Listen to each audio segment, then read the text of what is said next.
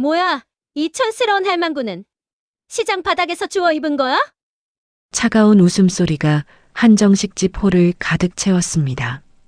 격식 있는 옷차림의 사람들 사이에서 혼자 조용히 앉아있던 노부인의 어깨가 가늘게 떨렸죠.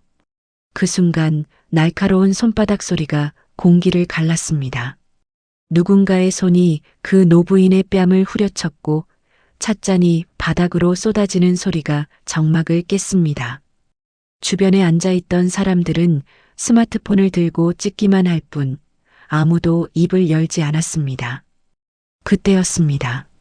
레스토랑 문이 열리며 한 여자가 들어섰죠. 서늘한 눈빛, 반듯하게 정돈된 수트, 국내 최대 IT 기업 산하 미래교육재단의 이사장이었습니다. 그 여자의 시선이 뺨을 감싸 쥔 노부인과 마주쳤고 그 자리에 얼어붙듯 멈췄습니다. 어머니, 도대체 이 노부인의 정체는 무엇일까요? 그리고 저 며느리는 왜 그토록 눈빛이 달라진 걸까요? 지금부터 40년간 아이들을 위해 살아온 한 교육자의 가장 통쾌하고도 완벽한 복수가 시작됩니다. 여러분의 구독과 좋아요 기다리겠습니다. 이 이야기는 대한민국 어느 지방 소도시 평생을 교단에 바친 한 퇴직 교사의 실제 사연을 바탕으로 각색한 이야기입니다. 새벽 5시 창밖으로 아직 어둠이 채 가시지 않은 시간이었습니다. 이말수는 이미 눈을 뜬 채 천장을 바라보고 있었죠. 40년 동안 교단에 섰던 사람의 몸이란 게 은퇴를 했다고 해서 쉬이 바뀌지 않는 법입니다. 68배 나이에도 알람보다 몸이 먼저 깨어났고 눈을 뜨면 자연스럽게 오늘 할 일이 머릿속에 차례로 떠올랐습니다. 침대에서 천천히 몸을 일으켜 세면대 앞에 섰습니다. 거울 속에 비친 얼굴은 주름이 깊게 패어 있었지만 눈빛만큼은 여전히 맑고 단단했죠. 말수는 찬물로 세수를 하고 단정하게 머리를 빗은 뒤 낡은 면 카디건을 걸쳤습니다. 집을 나서기 전 현관 거울 앞에서 잠깐 멈춰 섰어요. 목에는 며느리 지아가 지난 생일에 선물해준 스카프가 단정하게 매여 있었습니다. 부드러운 베이지색의 작은 꽃무늬가 수놓인 말수는 잘 몰랐지만 꽤 갓나가는 물건이었죠. 잘 다녀오겠습니다. 아무도 없는 현관에서 혼잣말처럼 인사를 하고 말수는 문을 닫았습니다. 희망 어린이 도서관까지는 걸어서 20분 거리였습니다. 버스를 타면 더 빠르지만 말수는 날씨가 허락하는 한 언제나 걸어 다녔습니다. 이른 아침 소도시의 골목길은 조용하고 평화로웠죠. 빵집에서 흘러나오는 고소한 냄새, 골목 어귀의 노란 은행나무, 신호등 앞에서 졸린 눈을 비비는 학생들. 말수는 그 모든 것을 천천히 눈에 담으며 걸었습니다. 40년간 교단에 서면서도 가장 좋았던 순간은 언제나 이런 평범한 아침이었으니까요. 도서관에 도착하면 말순이 제일 먼저 하는 일은 창문을 여는 것이었습니다. 오래된 건물 특유의 퀴퀴한 냄새가 빠져나가도록 아침 공기를 한껏 들이마실 수 있도록. 그 다음은 서가를 정리하는 일이었죠. 아이들이 읽다 제자리에 꽂지 않은 책들, 표지가 헤어져 테이프로 붙여놓은 책들을 하나하나 살피며 바로잡았습니다.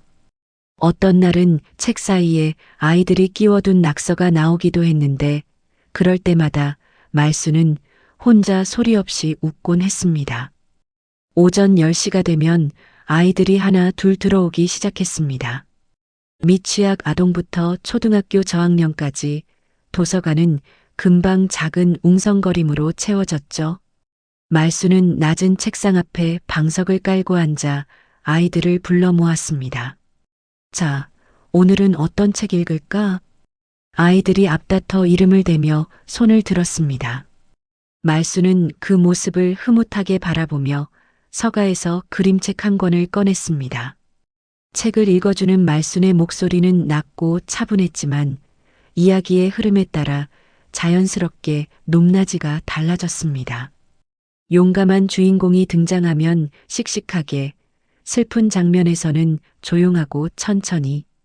아이들은 눈을 반짝이며 그 목소리에 빨려들었죠. 5년이었습니다.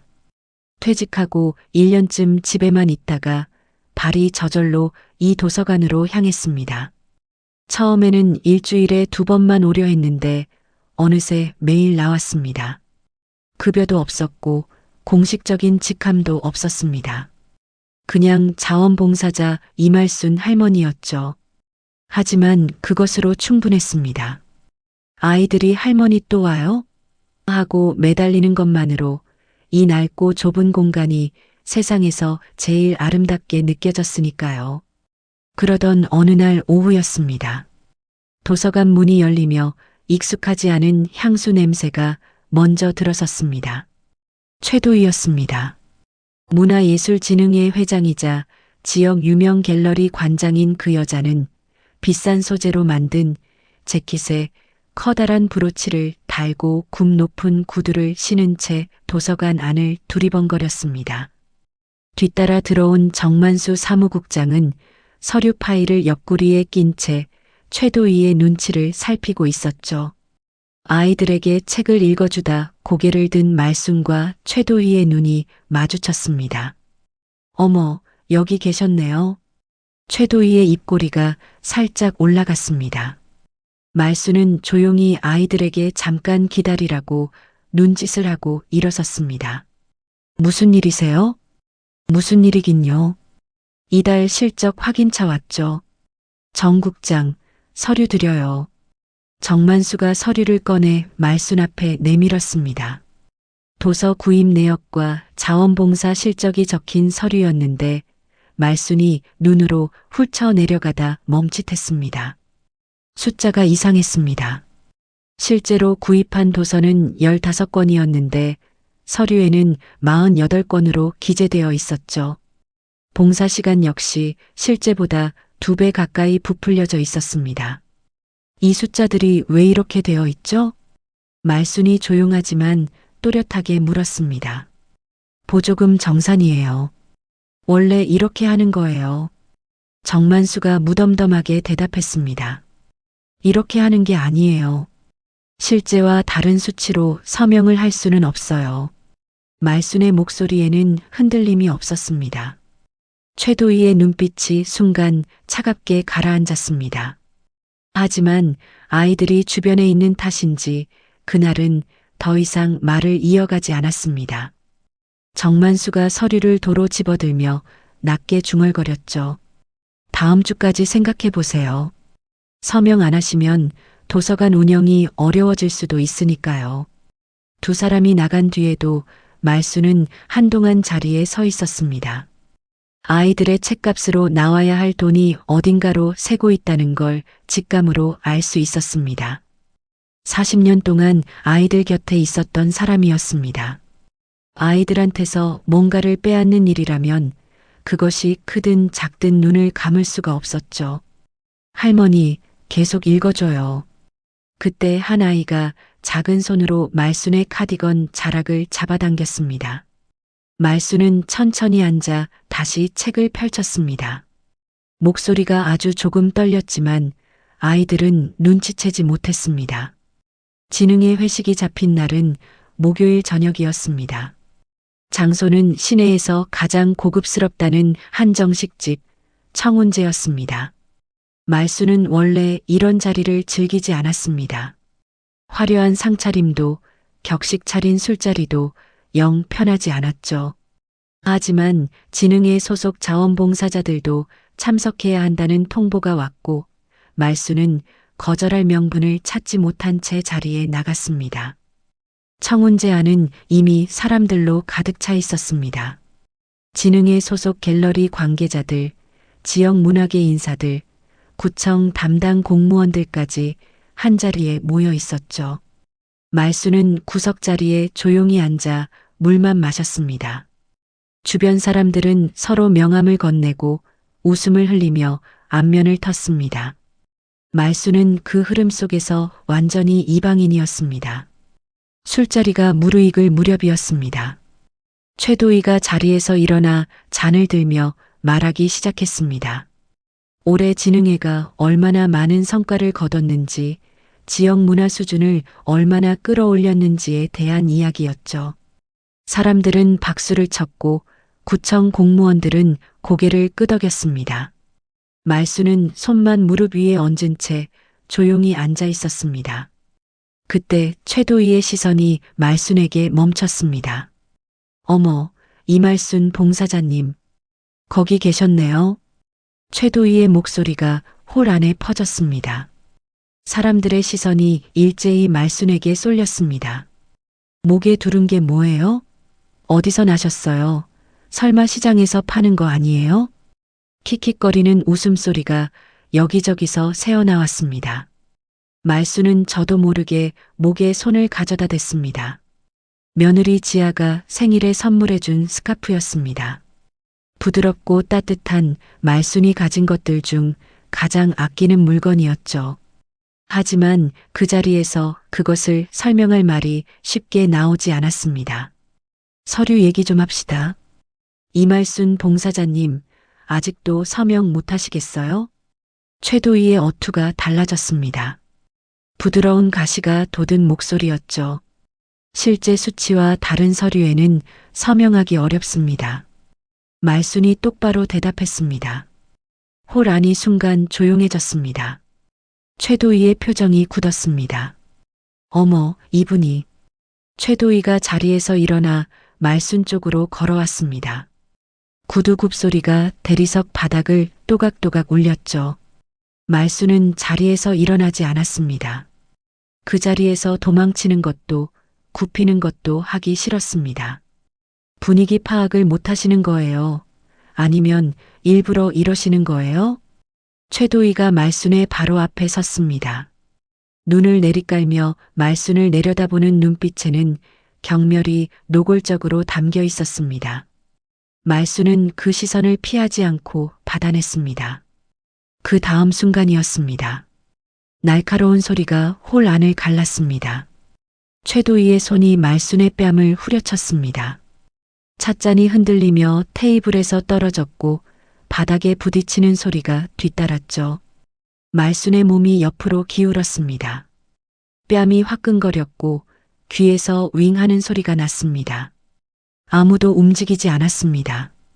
몇 사람은 고개를 돌렸고 몇 사람은 스마트폰을 꺼내 들었습니다.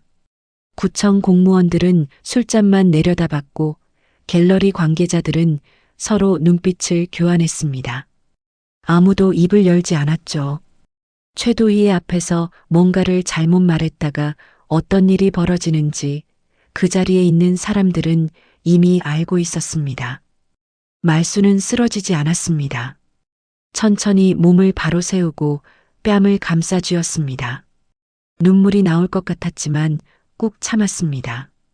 이 자리에서 눈물을 보이는 것만큼은 하기 싫었습니다. 그때 문이 열렸습니다. 어머니, 낮고 차가운 목소리였습니다. 윤지아였습니다. 연락이 닿지 않아 위치를 추적해서 찾아온 며느리였죠. 지아는 문 앞에 서서 상황을 빠르게 훑었습니다. 뺨을 감싸 쥔 시어머니, 손을 들어 올린 채 굳어있는 최도희, 아무것도 하지 않은 채 앉아있는 사람들. 그 모든 것이 1초도 안 되는 사이에 지아의 눈에 담겼습니다. 지아는 아무 말도 하지 않았습니다. 최도희에게 시선을 한 번 주었을 뿐이었죠. 그 눈빛이 어떤 것이었는지는 나중에 그 자리에 있었던 사람들이 두고두고 말하게 됩니다. 차갑고 고요하고 그러면서도 무언가를 완전히 결정한 사람의 눈빛이었다고요. 지아는 말순의 곁으로 천천히 걸어가 팔을 내밀었습니다. 가시죠, 어머니. 말순이 지아의 팔을 잡고 일어섰습니다. 두 사람이 홀을 가로질러 걸어나가는 동안 아무도 말을 걸지 않았습니다. 최도희도 그 순간만큼은 입을 다물고 있었습니다. 청혼제를 나서자 차가운 밤 공기가 뺨에 닿았습니다. 말수는 그제야 길게 숨을 내쉬었습니다. 지아가 조수석 문을 열어주며 말없이 말순을 살폈습니다. 많이 아프세요? 괜찮아. 말순이 짧게 대답했습니다. 지아는 더 묻지 않고 운전석에 올라탔습니다. 차가 출발하고 나서야 지아의 손가락이 핸들을 꽉 쥐는 것이 보였습니다.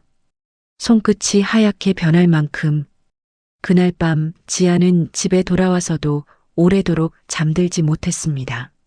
시어머니의 뺨을 감싸 쥐던 손, 아무도 움직이지 않던 그 호란의 침묵, 스마트폰을 들어 올리던 사람들의 모습이 머릿속에서 지워지지 않았죠. 그리고 다음 날 아침 지역 맘카페와 온라인 커뮤니티에 영상이 퍼지기 시작했습니다. 악의적으로 편집된 영상이었습니다. 말순이 먼저 자리를 박차고 일어나 최도희에게 소리를 지르는 것처럼 보이도록 잘라낸 영상이었죠. 뺨을 맞기 직전의 장면은 깔끔하게 삭제되어 있었고 찻잔이 깨지는 소리 직후부터 편집된 영상만 남아 있었습니다. 희망 어린이 도서관 자원봉사자가 지능의 행사 자리에서 갑자기 행패를 부렸다는 제목과 함께 댓글에는 욕설이 달렸습니다. 노인네가 왜 저래? 민폐도 저런 민폐가 없다. 저런 사람이 아이들 곁에 있으면 안 된다는 글들이 수십 개씩 달렸습니다. 말순의 이름이 지역 커뮤니티 검색어 상위에 올랐습니다. 그리고 지능의 명의로 공문이 한 통 날아왔습니다. 희망 어린이 도서관 자원봉사자 이말순의 활동을 즉시 중단하며 이후 도서관 출입을 금지한다는 내용이었습니다. 말순은 그 공문을 받아들고 한동안 말없이 앉아 있었습니다. 5년이었습니다. 하루도 빠지지 않고 걸어다닌 그 길, 아이들의 손을 잡고 책을 읽어주던 그 낮은 책상, 헤어진 표지에 테이프를 붙이던 그 서가, 그 모든 것이 한 장의 공문으로 끊겨버렸습니다. 지아는 다음 날 새벽부터 움직였습니다. 잠을 잔 것인지 아닌지 모를 새벽 4시 노트북 화면 앞에 앉아 전날 밤부터 수집해 둔 자료들을 정리하기 시작했습니다. 재단 이사장으로 일한 7년 동안 지아는 데이터를 다루는 일이 곧 싸움을 준비하는 일이라는 걸 몸으로 익혀왔습니다. 감정보다 숫자가 말보다 증거가 더 오래 살아남는다는 것도요. 가장 먼저 한 일은 청운재의 연락을 취하는 것이었습니다. 지아는 재단 법무팀 변호사를 통해 청운재 내부 CCTV 영상 보전 요청을 공식적으로 접수했습니다. 폭행 피해 당일 자정 이전에 보전 신청이 들어가야 영상이 삭제되기 전에 확보할 수 있었죠. 변호사는 새벽에 연락을 받고도 군말 없이 움직였습니다. 미래교육재단 이사장의 요청이라면 그럴 만한 이유가 있다는 걸 알았으니까요. 오전이 되자 법무팀으로부터 연락이 왔습니다. CCTV 원본 확보가 완료되었다는 보고였습니다. 지아는 짧게 알겠다고 답하고 전화를 끊었습니다. 커피를 한 모금 마시며 화면을 응시했습니다. 폭행 영상은 확보했습니다. 하지만 그것만으로는 부족했습니다. 최도희를 넘어뜨리려면 뺨 한 대로는 안 됐습니다. 그 여자가 구축해온 카르텔 전체를 무너뜨려야 했죠. 지아가 지능의 쪽을 처음 의심하기 시작한 건 사실 꽤 오래전 일이었습니다. 미래교육재단에서 지역 어린이 교육 인프라 지원 명목으로 매년 상당한 금액을 집행하고 있었는데 희망 어린이 도서관으로 편성된 예산이 실제 현장에서는 제대로 쓰이지 않는다는 느낌을 받은 적이 있었습니다. 도서관에 방문할 때마다 서가는 낡아 있었고 책들은 해마다 거의 바뀌지 않았습니다. 하지만 구청과 진흥회에서 제출하는 정산 서류에는 매년 수백만 원어치의 도서 구입 내역이 빼곡하게 채워져 있었죠. 그때는 확신이 없었습니다.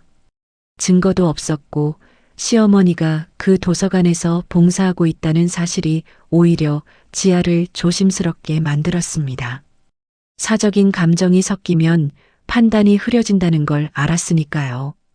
그래서 의심은 의심대로 묻어두고 재단 감사팀에 조용히 내부 검토를 지시해 두었습니다. 그리고 그 검토 결과가 나오기도 전에 어머니의 뺨을 때리는 일이 벌어졌습니다. 지아는 감사팀 중간 보고서를 다시 꺼내 펼쳤습니다. 숫자들이 화면 위에 줄지어 나열되어 있었습니다. 2021년부터 2023년까지 3년치 도서 구입비 내역이었죠. 재단 지원금과 구청 보조금을 합산한 도서 구입 예산은 매년 400만 원에서 500만 원 사이였는데 실제 도서관에 입고된 책의 수량은 예산의 3분의 1도 채 되지 않았습니다. 나머지 돈이 어디로 갔는지는 아직 확인되지 않았습니다. 바로 그날 오후 도서관 전직 자원봉사자에게서 연락이 왔습니다. 5년 전까지 도서관에서 큐레이터로 일했던 박선영이라는 여자였습니다. 지아의 연락처를 어렵게 수소문에 문자를 보내왔죠. 드릴 말씀이 있습니다. 만나주실 수 있으시면 연락주세요. 지아는 그날 저녁 박선영을 만났습니다. 장소는 재단 근처의 조용한 카페였습니다. 30 중반쯤 되어 보이는 박선영은 마주 앉자마자 가방에서 두꺼운 파일을 꺼냈습니다. 이거 드리려고 연락했어요. 파일 안에는 손으로 기록한 장부가 들어 있었습니다. 3년치 도서 구입 실적과 실제 입고 수량을 나란히 적어놓은 기록이었죠. 박선영은 진흥회가 도서 구입비를 부풀려 정산하는 것을 알고 내부에서 문제를 제기했다가 미술계 인맥을 통해 각종 불이익을 당하고 결국 도서관을 떠나야 했다고 말했습니다. 그 이후로 이 장부를 들고 어디에 가야 할지 몰라 3년을 망설였다고 했습니다. 이말순 선생님이 뺨을 맞으셨다는 얘기 들었어요. 그분은 정말 아이들만 생각하는 분이셨어요. 그 선생님한테 그런 짓을 한 사람들이 계속 저렇게 있으면 안 된다는 생각이 들었습니다. 지아는 파일을 받아 천천히 넘겨봤습니다. 숫자들이 선명하게 일치했습니다. 박선영의 장부와 감사팀 중간 보고서의 수치가 서로를 뒷받침하고 있었죠. 지아는 파일을 덮고 박선영을 똑바로 바라봤습니다. 이 자료 저한테 공식적으로 제공해 주실 수 있으세요? 박선영이 잠깐 망설였습니다. 입술을 한번 깨물고 나서 고개를 끄덕였습니다. 네. 그러려고 연락한 거니까요. 카페를 나서며 지아는 하늘을 한번 올려다봤습니다. 저녁 바람이 차가웠습니다. 머릿속에서는 이미 다음 단계가 정리되고 있었습니다. 3년치 장부, CCTV 원본, 감사팀 보고서, 퍼즐 조각들이 하나씩 맞춰지고 있었지만 아직 결정적인 한 조각이 빠져 있었습니다. 최도의 일당이 어디서 어디로 돈을 빼돌렸는지 그 자금의 흐름을 끝까지 추적해야 했습니다. 지아는 차에 오르며 재단 감사팀장에게 전화를 걸었습니다. 이중 청구 가능성 검토해 봤어요? 지금 막 확인 중입니다. 이사장님, 내일 오전에 보고 드리겠습니다. 오늘 밤 안으로 해줘요. 짧고 단호한 말이었습니다. 지아는 전화를 끊고 시동을 걸었습니다. 집으로 가는 길 내내 차 안은 조용했습니다. 라디오도 켜지 않았습니다. 머릿속은 이미 숫자와 자료들로 가득 차 있었으니까요. 집에 돌아왔을 때 시어머니 말순이 거실 소파에 앉아 있었습니다. 텔레비전은 켜져 있었지만 말순의 시선은 화면을 향하지 않았습니다. 무릎 위에 손을 모은 채 창밖을 바라보고 있었죠. 뺨에 붉은 기는 가라앉았지만 눈빛이 어딘가 멀리 있었습니다. 지아는 주방에서 따뜻한 물을 한 잔 가져와 말순 옆에 내려놓았습니다. 말순이 고개를 들었습니다. 늦었네, 지아야. 네, 어머니. 좀 늦었습니다. 지아는 말순 맞은편 의자에 앉았습니다. 잠깐의 침묵이 흘렀습니다. 어머니, 오늘 힘드셨죠? 괜찮아. 나는 괜찮아. 말순이 짧게 대답했습니다. 하지만 손가락이 무릎 위에서 천천히 오므려지는 것이 보였습니다. 괜찮지 않다는 것을 지아는 알았습니다. 말수는 원래 그런 사람이었습니다. 아무리 힘들어도 괜찮다고 말하고 아무리 아파도 티를 내지 않는 사람. 어머니, 지아가 조용히 불렀습니다. 저 싸울 겁니다. 말순이 지아를 바라봤습니다. 그 사람들 그냥 두지 않을 거예요. 말순은 한동안 말이 없었습니다. 창밖 어딘가를 바라보다가 천천히 입을 열었습니다. 나는 그냥 아이들한테 책이나 읽어주고 싶었는데 그 한마디가 거실 안에 조용히 내려앉았습니다. 지아는 아무 말도 하지 않았습니다. 대신 말순의 손 위에 자신의 손을 살며시 얹었습니다. 말순의 손은 거칠고 마디가 굵었습니다. 40년 동안 아이들 곁에 있었던 손이었습니다. 두 사람은 한동안 그렇게 나란히 앉아 있었습니다. 감사팀장의 보고는 다음 날 이른 아침에 올라왔습니다. 지아는 보고서를 받아들고 첫 줄부터 천천히 읽어 내려갔습니다. 읽는 속도가 점점 느려졌습니다. 중간쯤에서 멈추고 다시 처음으로 돌아가 한 번 더 읽었습니다. 숫자들이 눈앞에서 또렷하게 살아났습니다. 이중 청구였습니다.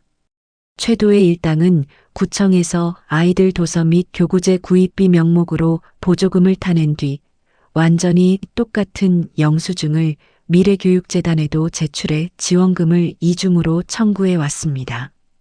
2021년부터 2023년까지 3년 동안 같은 영수증으로 두 곳에서 돈을 받아낸 금액이 총 3억 2천만 원에 달했습니다. 3억 2천만 원. 아이들 책 살 돈으로 만들어진 숫자였습니다. 지아는 보고서를 덮고 잠깐 눈을 감았습니다. 분노가 올라왔지만 서두르지 않았습니다. 이럴 때일수록 냉정해야 한다는 것을 지아는 알고 있었습니다. 감정이 앞서면 실수가 나오고 실수가 나오면 저쪽에 빠져나갈 구멍을 만들어주는 법이었죠. 영수증 원본 사본 전부 확보해 두세요. 구청 제출본과 재단 제출본 대조 파일 만들고요. 담당 공무원 동선도 파악해 주세요. 지아의 지시는 간결하고 정확했습니다. 감사팀장은 받아 적으며 고개를 끄덕였습니다. 구청 담당 공무원 쪽도 연루되어 있을 가능성 있습니다. 알아요.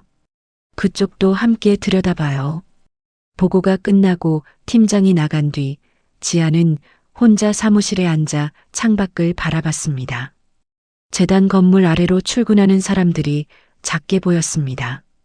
평범한 아침이었습니다. 저 아래 거리를 걷는 사람들은 지금 이 건물 안에서 무슨 일이 벌어지고 있는지 알지 못하겠죠. 그날 오후 지아는 직접 움직였습니다. 법무팀 변호사와 함께 구청 민원실을 찾아갔습니다.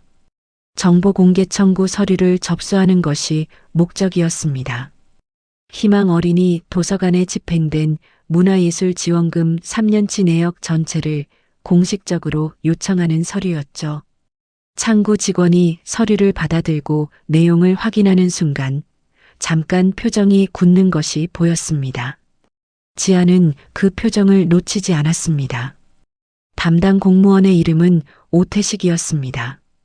40대 중반의 남자로 문화예술 지원금 담당 주무관이었죠. 법무팀이 확보한 자료에 따르면 오태식은 최도의 갤러리에서 수차례에 걸쳐 고가의 그림을 구입한 이력이 있었습니다. 그런데 그 구입 가격이 시세와 전혀 맞지 않았습니다. 200만 원짜리 작품을 2천만 원에 사고 500만 원짜리 작품을 4천만 원에 사는 시기였죠. 그림값으로 위장한 뒷돈 거래였습니다. 갤러리명의 계좌로 돈이 들어가고 일정 시간이 지나면 최도희의 개인 계좌로 이동하는 패턴이 반복되고 있었습니다. 지아는 이 자료를 보면서 최도희가 단순한 지역 예술계 실세가 아니라는 것을 확신했습니다. 오랜 시간에 걸쳐 공무원을 포섭하고 지원금 구조를 자신에게 유리하게 설계해 온 사람이었습니다. 도서관은 그 구조 안에서 자금을 세탁하는 통로 중 하나였을 뿐이었죠. 아이들의 책값이 그 세탁 과정에서 증발하고 있었던 겁니다. 저녁 무렵 지아는 집으로 돌아가는 대신 시어머니가 있는 방으로 향했습니다. 말수는 방에서 오래된 사진첩을 넘기고 있었습니다. 지아가 문을 두드리고 들어서자 말순이 고개를 들었습니다. 밥은 먹었어? 네, 어머니. 드셨어요? 먹었어. 앉아. 지아가 말순 맞은편에 앉았습니다. 말순이 사진첩을 덮으며 지아를 바라봤습니다. 두 사람 사이에 잠깐의 침묵이 흘렀습니다. 지아야. 네, 어머니. 내가 그 서류에 서명을 안 해서 이렇게 된 거잖아. 말순의 목소리는 담담했지만 그 안에 무거운 것이 담겨 있었습니다. 자책이었죠. 지아는 말순을 똑바로 바라봤습니다. 어머니가 잘못하신 게 아무것도 없어요. 그래도 내가 좀 더 조용히 있었으면, 조용히 계셨으면 저들이 계속 아이들 책값을 훔쳤겠죠. 지아의 목소리는 단호했습니다. 말순이 입을 다물었습니다. 어머니, 드릴 말씀이 있어요. 지아는 가방에서 감사팀 보고서 요약본을 꺼냈습니다. 말순 앞에 펼치며 천천히 설명했습니다.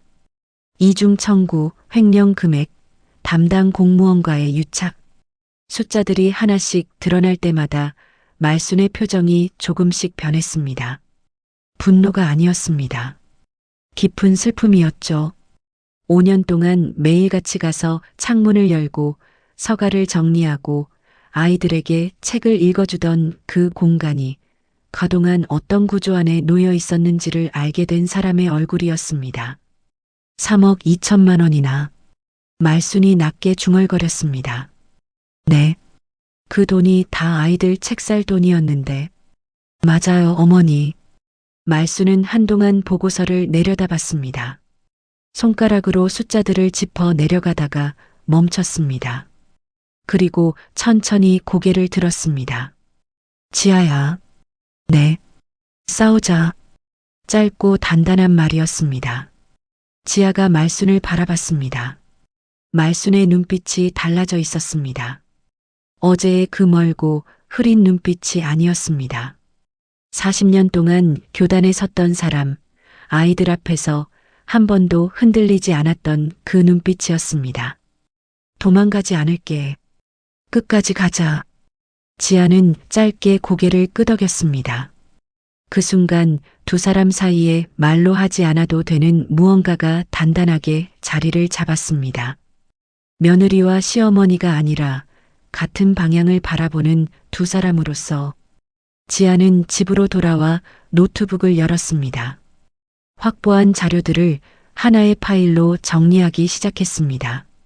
CCTV 원본 영상, 박선영의 손기록, 장부, 감사팀 이중 청구 대조 파일, 오태식의 갤러리 거래 내역. 파일이 하나씩 추가될 때마다 최도희가 쌓아 올린 구조의 윤곽이 선명해졌습니다. 무너뜨리기 위해서는 한 곳을 치는 것으로는 부족했습니다. 구조 전체를 동시에 보여줘야 했죠. 자정이 넘어서야 지아는 노트북을 덮었습니다. 아직 한 가지가 남아 있었습니다. 이 모든 자료를 어디서 어떻게 공개하느냐의 문제였죠. 조용히 고소장을 접수하는 것으로는 충분하지 않았습니다. 최도희는 지역 예술계 인맥이 두터웠고 법정 싸움이 길어지면 증거가 희석될 가능성도 있었습니다. 가장 확실한 방법은 모든 것을 한꺼번에 가장 많은 사람들이 보는 자리에서 드러내는 것이었습니다. 그리고 마침 그 자리가 만들어지고 있었습니다. 도청에서 다음 달 대규모 문화예술 및 교육지원금 결산 청문회가 열릴 예정이었습니다. 지역 언론과 교육계, 문화계 관계자들이 한자리에 모이는 자리였죠. 미래교육재단 이사장 자격으로 참석 요청서가 이미 지아의 책상 위에 올라와 있었습니다. 지아는 그 요청서를 손에 들고 잠깐 바라보다가 서랍 안에 집어넣었습니다. 참석하겠습니다. 일단 제 방식대로. 청문회까지는 3주가 남아 있었습니다. 지아는 그 3주를 하루도 낭비하지 않았습니다. 재단 감사팀과 법무팀이 동시에 움직였고 지아는 매일 아침 두 팀의 보고를 받으며 자료의 빈틈을 채워나갔습니다. 숫자 하나, 날짜 하나, 거래 내역 하나가 틀리면 저쪽에서 반박의 빌미로 삼을 수 있었습니다. 지아는 그 어떤 틈도 허용하지 않으려 했습니다. 그러는 사이 말순의 하루는 달라져 있었습니다. 도서관 출입이 금지된 뒤로 말순은 처음 며칠 동안 집 안에서만 지냈습니다. 매일 같은 시간에 눈을 뜨고 세수를 하고 카디건을 걸쳤지만 나설 곳이 없었습니다. 습관처럼 현관까지 나갔다가 다시 돌아오는 일이 반복됐죠. 밥도 잘 먹지 않았고 말수도 부쩍 줄었습니다. 지아가 그 모습을 모른 척할 수 없었습니다. 어머니, 저랑 잠깐 나가실래요? 어느 저녁이었습니다. 지아가 외투를 들고 말순의 방문을 두드렸습니다. 말순이 의아한 표정으로 고개를 들었습니다. 어딜? 그냥 걸어요. 멀리 안 가도 돼요. 두 사람은 나란히 동네를 걸었습니다. 말순이 5년 동안 매일 걷던 그 길이었습니다. 빵집 앞을 지나고 은행나무 골목을 지나고 신호등 앞에서 잠깐 멈췄습니다. 도서관 방향으로 꺾이는 골목 앞에서 말순의 발이 잠깐 느려졌습니다. 지아는 눈치챘지만 아무 말도 하지 않았습니다. 저기 불이 꺼져 있네. 말순이 작게 중얼거렸습니다. 도서관 창문이 어두웠습니다. 저녁이면 아이들이 삼삼오오 들어와 책을 읽던 곳이었는데 지금은 자물쇠가 채워진 채였습니다. 진흥회에서 말순을 내보내고 나서 도서관 운영 자체를 잠정 중단한다는 공지를 붙여뒀습니다. 어머니, 지아가 나란히 서서 도서관 창문을 바라봤습니다. 오래 걸리지 않을 거예요. 제가 반드시 열게 해드릴게요. 말순이 대답하지 않았습니다. 대신 천천히 시선을 거두고 다시 걷기 시작했습니다. 지아도 말순의 옆에서 걸음을 맞췄습니다. 집으로 돌아오는 길에 말순이 먼저 입을 열었습니다. 지아야, 너 힘들지 않아? 괜찮아요, 어머니. 재단 일도 있을 텐데. 나 때문에 무리하는 거 아니야?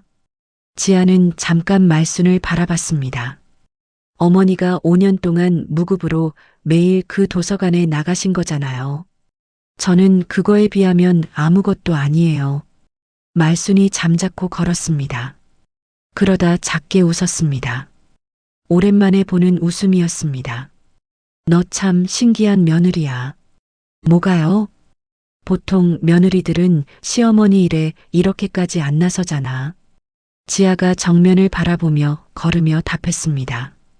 저는 어머니 며느리이기 전에 어머니가 옳다고 생각해서 하는 거예요.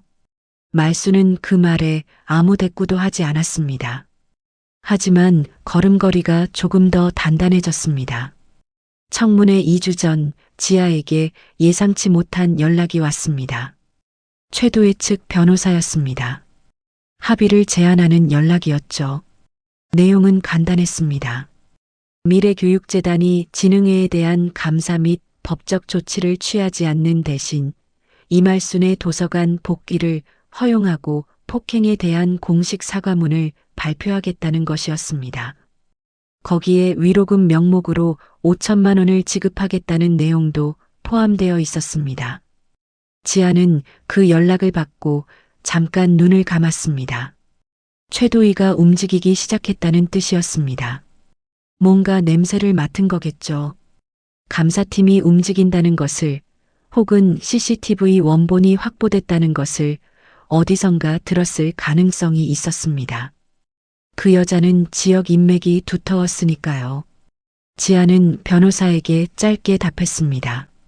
거절합니다. 변호사가 잠깐 머뭇거렸습니다.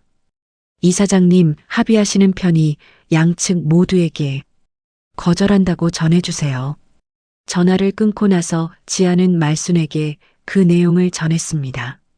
말수는 듣고 나서 고개를 끄덕였습니다. 잘했어. 어머니가 원하시면 받아들일 수도 있었어요. 내가 원하는 건 사과문이 아니야. 다시는 다른 사람한테 그러지 못하게 하는 거야. 말순의 목소리는 조용했지만 흔들리지 않았습니다. 지아는 그 말을 들으며 속으로 생각했습니다. 이 사람이 40년 동안 교단에 설 수 있었던 이유가 바로 이것이구나.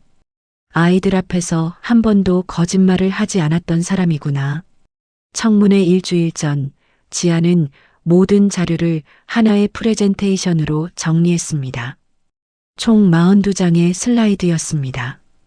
첫 번째 슬라이드에는 아무것도 적지 않았습니다. 두 번째 슬라이드부터 이중 청구 내역이 시작됐습니다. 날짜별로 정렬된 영수증 대조 파일, 구청 제출본과 재단 제출본이 나란히 놓인 화면, 그 옆에 적힌 횡령 금액, 오태식의 갤러리 거래 내역과 계좌 이동 패턴, 박선영의 손기록 장부 스캔본, 그리고 마지막 슬라이드에는 청운재 CCTV 원본 영상의 캡처 화면이 들어갔습니다. 지아는 완성된 프레젠테이션을 처음부터 끝까지 한 번 더 검토했습니다. 틀린 숫자가 없는지, 날짜가 어긋나는 곳은 없는지, 논리의 흐름에 빈틈은 없는지 두 번, 세 번 확인했습니다. 42장 모두 흠잡을 곳이 없었습니다. 청문회 사흘 전 최도의 측에서 다시 연락이 왔습니다. 이번에는 변호사가 아니라 진흥의 사무국장 정만수였습니다. 목소리가 달라져 있었습니다. 앞서의 느긋함은 사라지고 어딘가 조급한 기색이 역력했습니다. 이사장님, 저희가 오해가 있었던 것 같습니다. 한번 만나서 이야기를 나눌 수 있을까요? 지아는 잠깐 말이 없었습니다. 청문회장에서 뵙죠. 그것이 지아의 대답이었습니다. 정만수가 뭔가를 더 말하려 했지만 지아는 전화를 끊었습니다. 사흘이 남았습니다. 준비는 끝났습니다. 이제 남은 것은 그 자리에 서는 일뿐이었습니다. 청문회 전날 밤 지아는 오랜만에 일찍 잠자리에 들었습니다. 눈을 감기 전에 천장을 한번 바라봤습니다. 내일 이 시간이면 모든 것이 달라져 있을 겁니다. 최도희가 쌓아 올린 것들이 무너지기 시작하겠죠.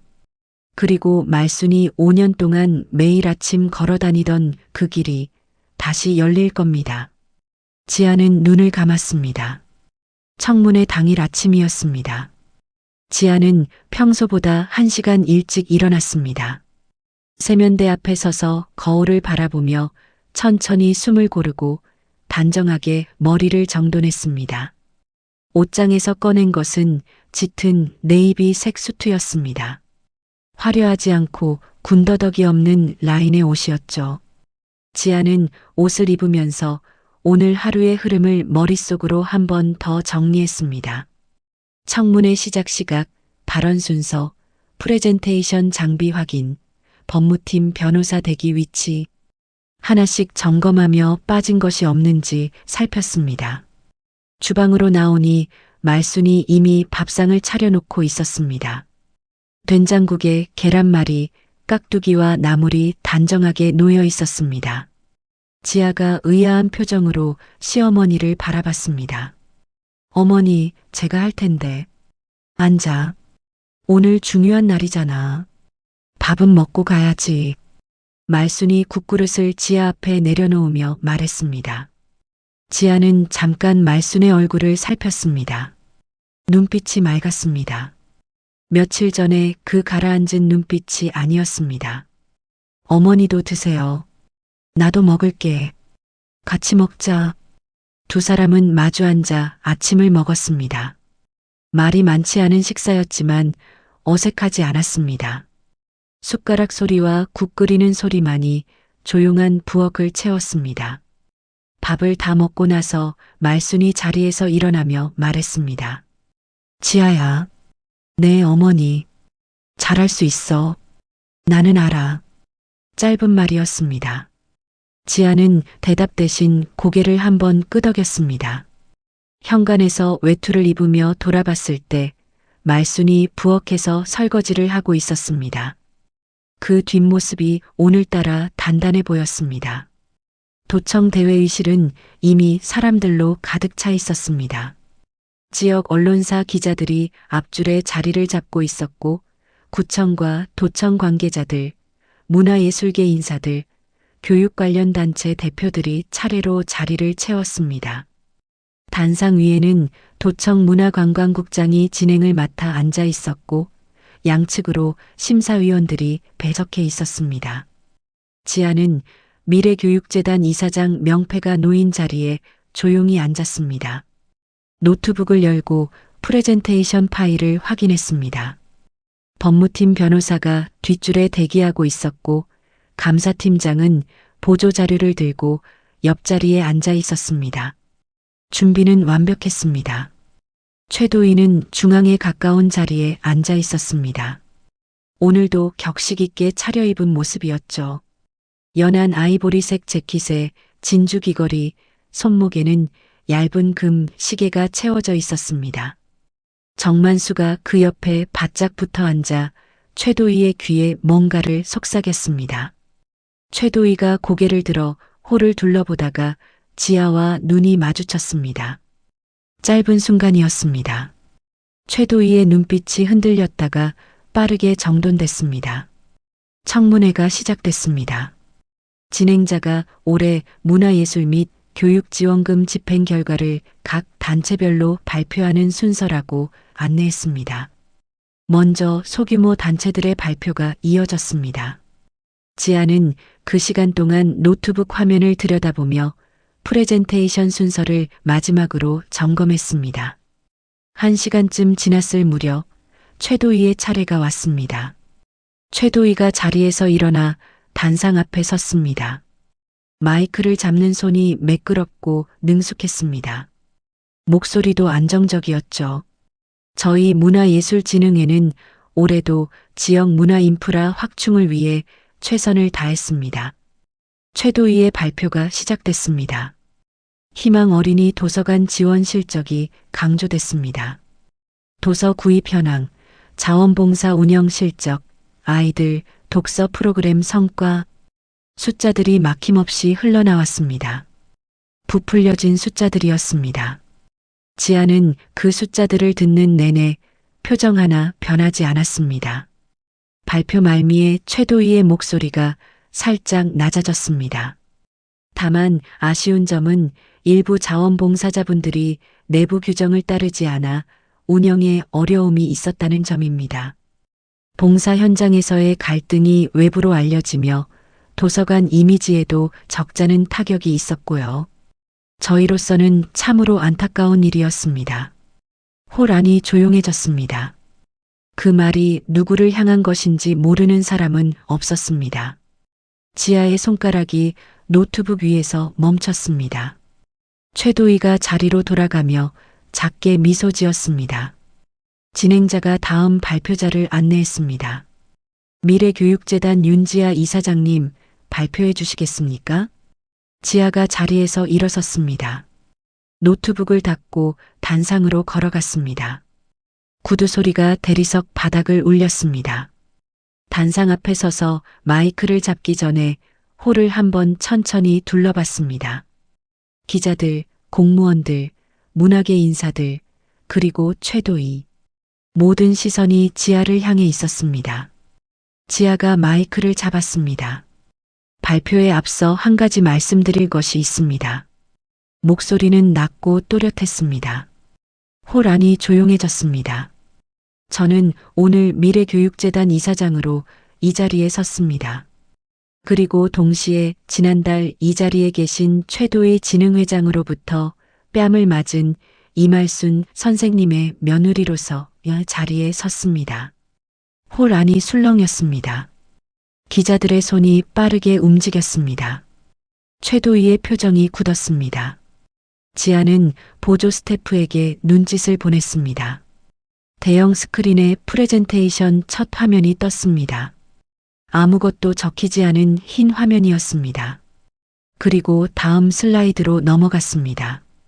2021년부터 2023년까지 3년간 문화예술진흥회는 구청과 미래교육재단 양측에 동일한 영수증으로 이중 청구를 해왔습니다. 총 금액은 3억 2천만 원입니다. 스크린에 영수증 대조 파일이 떴습니다. 구청 제출본과 재단 제출본이 나란히 놓인 화면이었습니다. 날짜, 금액, 업체명이 완벽하게 일치했습니다. 홀 안의 술렁임이 커졌습니다. 이 금액의 상당 부분은 희망 어린이 도서관 도서 구입비 명목으로 집행됐습니다. 하지만 실제 도서관에 입고된 도서 수량은 청구 수량의 3분의 1에도 미치지 못합니다. 이 자료는 3년간 현장에서 직접 수량을 기록한 전직 큐레이터의 장부와 재단 감사팀의 교차 검증을 통해 확인된 것입니다. 다음 슬라이드로 넘어갔습니다. 박선영의 손기록 장부 스캔본이 화면을 가득 채웠습니다. 또 다음 슬라이드. 오태식의 갤러리 거래 내역과 계좌 이동 패턴이 나타났습니다. 구청 문화예술 지원금 담당 주무관 오태식 씨는 같은 기간 진흥회 소속 갤러리에서 시세를 현저히 초과하는 금액으로 수차례 미술작품을 구입했습니다. 뒷돈 거래로 추정되는 이 내역은 계좌 이동 패턴 분석을 통해 확인됐습니다. 홀 안이 완전히 조용해졌습니다. 기자들이 카메라를 들어 스크린을 찍었습니다. 공무원들은 서로 눈빛을 교환했습니다. 오태식이 앉아있던 자리에서 인기척이 없어졌습니다. 지아는 마지막 슬라이드로 넘어갔습니다. 그리고 이것은 지난달 청운제에서 촬영된 CCTV 원본 캡처입니다. 스크린에 선명한 화면이 떴습니다. 최도희의 손이 올라가는 장면, 그리고 말순의 뺨에 닿는 순간이었습니다. 홀 안 어딘가에서 낮은 탄식 소리가 새어나왔습니다. 지아는 마이크를 내려놓지 않았습니다. 마지막으로 한 번 홀을 천천히 둘러봤습니다. 이말순 선생님은 5년 동안 단 하루도 빠지지 않고 그 도서관에 나가셨습니다. 급여도 없이, 직함도 없이, 아이들 책 한 권이 더 꽂히기를 바라는 마음으로요. 저는 오늘 그분의 며느리로서, 그리고 이 재단의 이사장으로서 이 모든 자료를 수사기관에 정식으로 제출할 것임을 이 자리에서 밝힙니다. 지아가 마이크를 내려놓았습니다. 홀 안이 웅성거렸습니다. 기자들이 자리에서 일어나기 시작했습니다. 최도희는 자리에서 굳은 채 움직이지 못하고 있었습니다. 정만수가 최도희의 팔을 잡아당겼지만 최도희는 반응이 없었습니다. 지아는 단상에서 내려와 자리로 돌아갔습니다. 감사팀장이 낮게 말했습니다. 완벽하셨습니다, 이사장님. 지아는 대답하지 않았습니다. 노트북을 덮으며 창밖을 한번 바라봤습니다. 도청 건물 아래로 가을 햇살이 내려앉아 있었습니다. 평범하고 조용한 오후였습니다. 청문회가 끝난 뒤 홀 밖은 순식간에 달라졌습니다. 기자들이 복도로 쏟아져 나와 카메라를 들이댔고 도청 관계자들은 수군거리며 서둘러 자리를 피했습니다. 최도희는 정만수의 부축을 받으며 후문 쪽으로 빠져나가려 했지만 이미 2명의 기자가 그 앞을 막아서고 있었습니다. 진흥회장님, 오늘 발표된 이중 청구 내역에 대해 입장이 어떻게 되십니까? 폭행 CCTV 영상이 공개됐는데 직접 하신 겁니까? 최도희는 입을 굳게 다문 채 기자들을 밀치듯 지나쳤습니다. 구두 굽소리가 빠르게 멀어졌습니다. 정만수가 뒤를 따라가며 기자들에게 손을 저었습니다. 지금은 입장 드리기 어렵습니다. 자리 비켜주십시오. 하지만 카메라는 이미 충분한 것을 담아냈습니다. 지아는 법무팀 변호사와 짧게 이야기를 나눈 뒤 도청 건물을 나섰습니다. 바깥 공기가 차가웠습니다. 주차장으로 걸어가는 동안 휴대폰이 연속으로 울렸습니다. 언론사 연락, 재단 임원들의 문자, 그리고 낯선 번호들. 지아는 그 중 하나만 골라받았습니다. 법무팀장이었습니다. 이사장님, 오태식 주무관이 청문회 직후 도청 감사실에 자진 출석했습니다. 진술을 시작한 것으로 보입니다. 지아는 잠깐 걸음을 멈췄습니다. 알겠어요. 계속 확인해 주세요. 전화를 끊고 다시 걸었습니다. 오태식이 움직였다는 건 최도의 쪽 구조가 흔들리기 시작했다는 뜻이었습니다. 가장 약한 고리가 먼저 떨어져 나가는 법이었죠. 이제 시간 문제였습니다. 집으로 돌아온 것은 저녁 8시가 넘어서였습니다. 현관문을 열자 구수한 된장 냄새가 먼저 났습니다. 말순이 부엌에서 뚝배기를 불 위에 올려두고 있었습니다. 왔어? 네, 어머니. 늦었습니다. 밥 먹었어? 아니요. 그럴 줄 알았어. 앉아. 말순이 상을 차리기 시작했습니다. 지아는 외투를 벗어걸고 손을 씻은 뒤 식탁에 앉았습니다. 뜨거운 된장찌개가 앞에 놓였습니다. 지아는 한 숟가락 떠서 입에 넣었습니다. 뜨겁고 진한 맛이었습니다. 어땠어? 말순이 맞은편에 앉으며 물었습니다. 지아는 잠깐 찌개를 내려다보다가 대답했습니다. 다 됐어요, 어머니. 말순이 아무 말도 하지 않았습니다. 대신 지아의 밥그릇에 나물을 더 얹어줬습니다. 그것이 말순의 방식이었습니다. 고맙다는 말도 잘했다는 말도 아닌 밥을 더 얹어주는 것. 다음 날 아침 지역 뉴스가 일제히 청문회 소식을 다뤘습니다. 제목들이 하나같이 선명했습니다. 문화예술진흥회 3억대 이중 청구 의혹 폭로, 어린이, 도서관 지원금 횡령 전모 드러나, 진흥회장, 자원봉사자 폭행, CCTV 공개. 포털 메인에도 관련 기사가 올라왔고 지역 맘카페에서는 분위기가 완전히 뒤집혔습니다. 며칠 전까지만 해도 말순을 향한 비난이 가득하던 그곳에 이제는 최도희를 향한 분노의 댓글이 수백 개씩 달렸습니다. 사흘 뒤 경찰이 진흥회 사무실과 최도희 갤러리에 대한 압수수색을 실시했습니다. 정만수는 그날 오전 자진 출두했고 진술 과정에서 최도희의 지시로 영수증 위조를 담당해 왔다는 사실을 인정했습니다. 오태식은 이미 사흘 전부터 감사실에서 진술을 이어가고 있었습니다. 뒷돈 거래 내역을 상당 부분 시인한 것으로 알려졌습니다. 최도희는 끝까지 버텼습니다. 변호사를 통해 모든 혐의를 부인하는 입장문을 냈습니다. 이중 청구는 담당 직원의 실수이며 폭행은 정당방위였다는 내용이었죠. 하지만 CCTV 원본 앞에서 정당방위라는 주장은 설득력을 잃었습니다. 영상 속 말순은 자리에 앉아 있었고 최도희의 손이 먼저 움직였으니까요.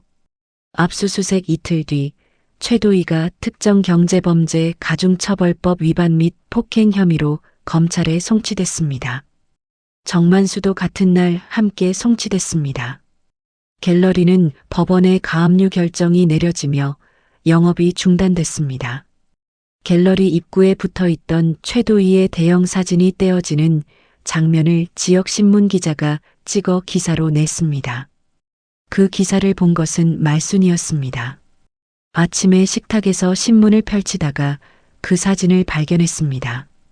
갤러리 입구의 빈 벽 그리고 바닥에 떨어진 사진 액자. 말순은 한동안 그것을 내려다봤습니다. 기쁘지도 시원하지도 않았습니다. 그냥 끝났구나 하는 느낌이었습니다. 지아가 주방에서 커피를 내리며 물었습니다. 어머니, 뭐 보세요? 응, 신문. 말순이 신문을 접었습니다. 지아가 커피잔을 들고 식탁으로 왔습니다. 어머니, 드릴 말씀이 있어요. 말순이 지아를 바라봤습니다. 도서관 이사회에서 연락이 왔어요. 어머니를 도서관 관장으로 추대하고 싶다는 공식 요청이에요. 저희 재단이 직접 후원을 맡기로 했고요. 말순이 잠깐 말이 없었습니다. 관장이라고? 네. 내가 어머니 말고 누가 하겠어요. 말순이 창밖을 바라봤습니다. 이른 아침 햇살이 창문 너머로 들어오고 있었습니다. 말순은 천천히 입을 열었습니다. 거창한 건 싫어. 그냥 아이들한테 책이나 읽어주면 안 돼? 지아가 짧게 웃었습니다. 관장이 그 일 하시면 되죠. 말순이 지아를 바라봤습니다. 그리고 아주 오랜만에 소리내어 웃었습니다. 주름이 깊게 패인 눈가가 따뜻하게 구겨졌습니다. 그날 오후 지능에 소속이었던 단원들 중 몇몇이 말순을 찾아왔습니다. 청운제에서 아무것도 하지 않고 스마트폰만 들어 올리던 그 사람들이었습니다. 현관 앞에서 고개를 숙이며 미안하다는 말을 했습니다. 두려웠다고, 최도희가 무서웠다고. 말순은 그들을 한동안 바라보다가 문을 열어 안으로 들였습니다. 차나 한잔하고 가. 그것이 말순의 대답이었습니다. 지아는 부엌에서 그 모습을 바라보며 아무 말도 하지 않았습니다. 40년 동안 아이들 앞에 섰던 사람은 용서도 이런 식으로 했습니다. 많은 말 없이 그냥 문을 열어주는 방식으로. 도서관 문이 다시 열린 것은 최도희가 송치되고 나서 열흘 뒤였습니다. 미래교육재단이 직접 운영 후원을 맡기로 하면서 이사회가 재정비됐고 낡았던 서간은 새 것으로 교체됐습니다. 오래된 형광등은 따뜻한 빛이 나는 조명으로 바뀌었고 창문 틀의 페인트도 새로 칠해졌습니다. 하지만 말순이 가장 먼저 한 일은 그런 것들이 아니었습니다. 개관 첫날 아침 말순은 평소보다 30분 일찍 도서관에 도착했습니다. 새벽 찬 공기 속에 혼자 자물쇠를 열고 안으로 들어서며 창문부터 열었습니다. 오래된 습관이었습니다. 퀴퀴한 공기가 빠져나가도록, 아침 바람이 들어오도록. 창문 너머로 골목 어귀에 은행나무가 보였습니다. 잎이 반쯤 노랗게 물들어 있었습니다. 말순은 서가를 천천히 둘러봤습니다. 새로 들어온 책들이 반듯하게 꽂혀 있었습니다. 그림책, 동화책, 과학책, 역사책. 아이들이 손으로 집어들기 좋은 높이에 표지가 보이도록 꽂아둔 것들도 있었습니다. 말순은 한 권씩 꺼내 표지를 확인하고 다시 제자리에 꽂았습니다. 손끝에서 새 책 특유의 냄새가 났습니다. 오전 10시가 되자 아이들이 들어오기 시작했습니다. 처음에는 1명, 그 다음에는 2명, 셋. 문을 열고 들어서다가 말순을 발견한 아이들이 눈을 크게 떴습니다. 할머니다. 제일 먼저 들어온 아이가 소리쳤습니다. 6살쯤 된 남자아이였습니다. 그 아이가 뛰어오더니 말순의 카디건 자락을 두 손으로 붙잡았습니다. 할머니 어디 갔었어요? 왜 안 왔어요? 말순이 아이 앞에 쪼그려 앉았습니다. 아이의 눈높이에 맞게. 응, 할머니가 좀 멀리 갔다 왔어. 이제 왔잖아. 다시 또 가면 안 돼요. 안 갈게. 아이가 말순의 카디건을 잡은 손에 힘을 줬습니다. 말순이 그 손을 살며시 감쌌습니다. 따뜻하고 작은 손이었습니다. 아이들이 차례로 자리를 잡으며 앉았습니다. 말순은 낮은 책상 앞에 방석을 깔고 앉아 서가에서 그림책을 한 권 꺼냈습니다. 표지에 커다란 나무 한 그루가 그려진 책이었습니다. 아이들이 앞다퉈 가까이 모여들었습니다. 자, 오늘은 이 책이야. 말순이 책을 펼쳤습니다. 아이들의 눈이 일제히 그림을 향했습니다. 말순의 목소리가 낮고 차분하게 흘러나오기 시작했습니다. 나무가 씨앗에서 싹을 틔우고 비를 맞고 폭풍을 견디고 천천히 크는 이야기였습니다. 말순은 폭풍 장면에서 목소리를 조금 낮췄습니다. 나무가 다시 가지를 뻗는 장면에서는 조금 밝게. 아이들은 숨을 죽이고 들었습니다. 지아가 도서관을 찾아온 것은 그날 오전 11시였습니다. 재단 서류 몇 가지를 챙겨 들고 도서관 문을 열었을 때 먼저 들려온 것은 말순의 목소리였습니다. 낮고 따뜻한 그 목소리가 도서관 안에 조용히 퍼지고 있었습니다. 지아는 문 앞에서 잠깐 멈췄습니다. 말순은 지아가 들어온 것을 알아채지 못했습니다. 아이들에게 집중하고 있었으니까요. 지아는 소리 없이 뒷자리에 가서 앉았습니다. 아이들 틈에 끼어 말순의 목소리를 들으며 책 속 그림을 바라봤습니다. 나무가 폭풍을 이기고 하늘로 가지를 뻗는 장면이었습니다. 책 읽기가 끝나자 아이들이 박수를 쳤습니다. 말순이 책을 덮으며 웃었습니다. 그제야 뒤를 돌아보다가 지아와 눈이 마주쳤습니다. 말순이 눈썹을 살짝 올렸습니다. 언제 왔어? 조금 됐어요, 어머니. 왜 말을 안 해? 듣고 싶었어요. 말순이 잠깐 지아를 바라보다가 아이들에게 시선을 돌렸습니다. 다음 책은 뭐 읽을까? 아이들이 또 앞다퉈 손을 들었습니다. 말순이 다시 서가로 향했습니다. 지아는 그 뒷모습을 바라봤습니다. 단정한 카디건, 반듯하게 빗어넘긴 머리, 조금 굽은 어깨, 40년 동안 아이들 앞에 섰던 사람의 뒷모습이었습니다. 며칠 뒤 도서관 이사회에서 공식 현판식을 열었습니다. 소박한 자리였습니다. 이사회 관계자들과 재단 임원 몇몇, 그리고 동네 주민들이 모였습니다. 말순은 관장 명패를 받아들고 한동안 내려다봤습니다. 이말순 관장, 낯선 호칭이었습니다. 소감 한 말씀 해주시겠습니까? 이사회 관계자가 마이크를 내밀었습니다. 말순이 마이크를 받아들었습니다. 모인 사람들이 조용해졌습니다. 말순은 잠깐 마이크를 내려다보다가 입을 열었습니다. 저는 관장은 잘 모르겠고요. 웃음소리가 여기저기서 터졌습니다. 그냥 아이들한테 책 읽어주는 할머니로 있을 겁니다. 여러분 많이 보내주세요. 박수가 터졌습니다. 말순이 마이크를 돌려줬습니다. 지아가 옆에 서서 조용히 웃었습니다. 말순이 지아 쪽으로 고개를 돌렸습니다. 여보 왔어? 지아 옆에 서 있던 말순의 남편 강태수가 쑥스럽게 손을 들었습니다. 70살의 노인이었습니다. 평생 아내 말순의 그늘에 조용히 있어온 사람이었죠. 왜 이렇게 늦게 왔어? 주차가 잘 안 돼서. 핑계는. 두 사람이 낮게 주고받는 말이 지아 귀에 들렸습니다.